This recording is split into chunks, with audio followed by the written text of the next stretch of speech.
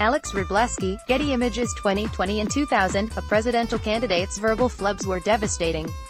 In 1980, an old man's goofs were irrelevant. How Biden runs his campaign could determine the difference in 2020. By Jeff Greenfield, September 4, 2019. Jeff Greenfield is a 5-time Emmy-winning network television analyst and author. He was a study in stumbles. He blamed trees for air pollution, could not remember the basics of his tax proposals, claimed to have witnessed the liberation of concentration camps, told an affecting story of World War II heroism that was in fact a scene from a movie. This track record was so devastated that in November 1980, he won 44 states and 489 electoral votes against an incumbent president. Joe Biden might take comfort from Ronald Reagan's invulnerability as he contends with political reporters who have made his slips of the tongue and memory a near-daily story.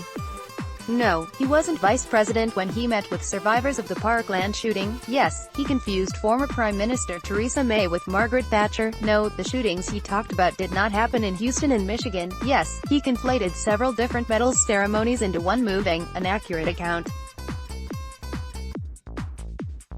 Maybe all this will matter to the Democratic voters, and to the general public, as little as Reagan's confusions and misstatements mattered 40 years ago. Story continued below. So the logical question for Biden's campaign is, why didn't Reagan's stumbles matter?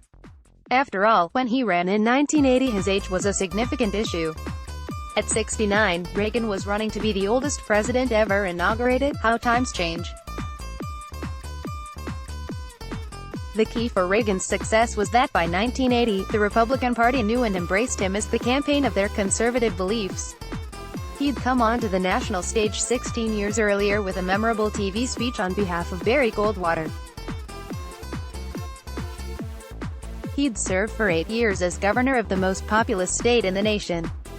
He'd nearly unseated the Republican president in 1976 with a challenge from the right that came within a few dozen delegates of success. In the simplest of terms, they knew who he was. A faulty statistic, or a slip of the tongue, or a memory lapse wasn't going to change their minds about their political hero.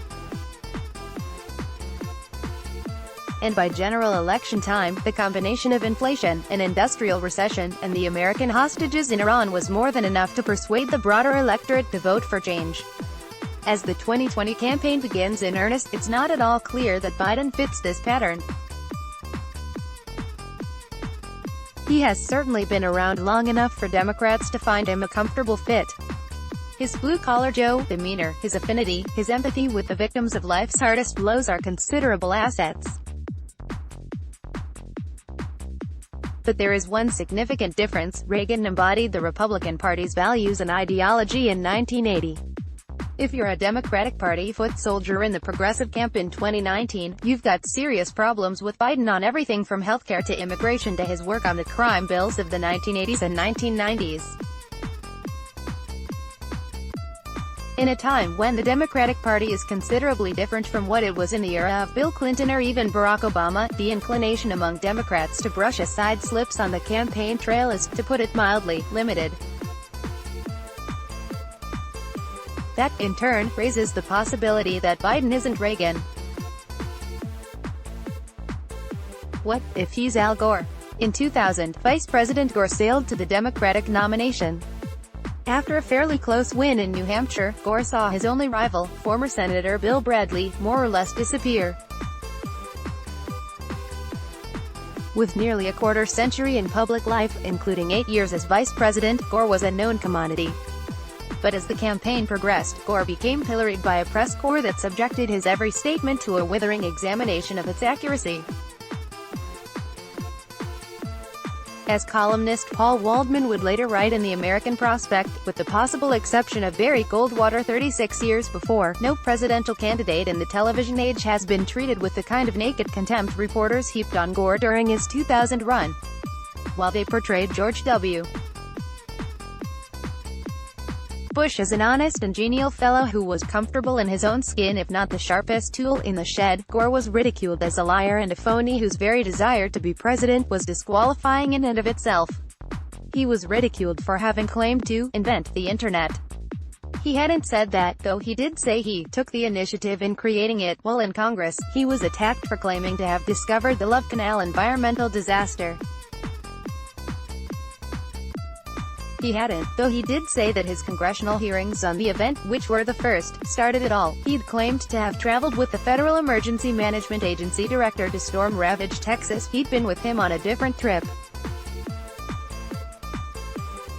What drove this intense criticism was more personal than mere truth-squatting. It was a sense that there was something arrogant, even supercilious, about Gore's demeanor, and it made the press anxious to knock Gore off his pedestal. In drawing a distinction between the two candidates in 2000, it has been frequently said, Bush speaks English as if it's his second language, Gore speaks English as though it's your second language, and it didn't help that Gore, unlike Reagan, was not beloved by his party's most ideological members. Political reporters don't seem to loathe Biden, even if they do tend to think he's a blowhard. But even when a candidate isn't hated by the press, enough misstatements can begin to form a template for coverage.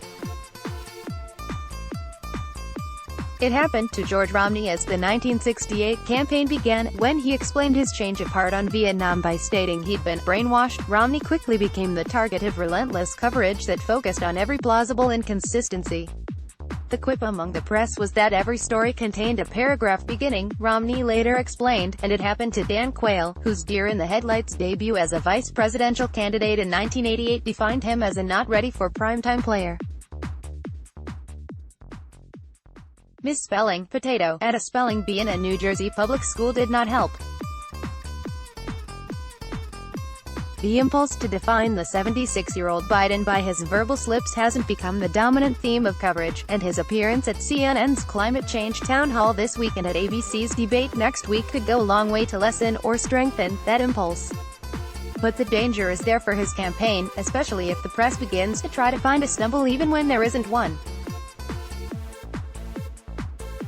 At a town hall in Hanover, New Hampshire, late last month, Biden asked the younger members of his audience to try to imagine how they would have felt if President Barack Obama had been assassinated. It was an attempt to explain to them what it felt like to lose Martin Luther King Jr. and Robert F. Kennedy in an 8-week span in 1968. The New York Times in particular seemed to treat the comment as something close to bizarre. And this raises a perhaps more serious danger for Biden. Should he win the Democratic presidential nomination, his missteps may serve to lessen the impact of President Donald Trump's manifold falsehoods. In a sense, they would serve the same political role that Bill Clinton's sexual misconduct did in 2016 in saving Trump from the full consequences of his language and his conduct. There is no equivalence between Biden's words and Trump's relentless outpouring of falsehoods and outright lies, but if enough of the voting public sees such an equivalence, or if the press begins to regard them similarly, it could make a profound political difference. It would be unfair, but as JFK once said about life, politics is unfair. And if Biden wants his mistakes to fade into Reagan-like irrelevance, his most important task is to give Democratic voters a reason beyond his political longevity to support him. This article tagged under, show comments more from Politico magazine. Let's block ads. Why?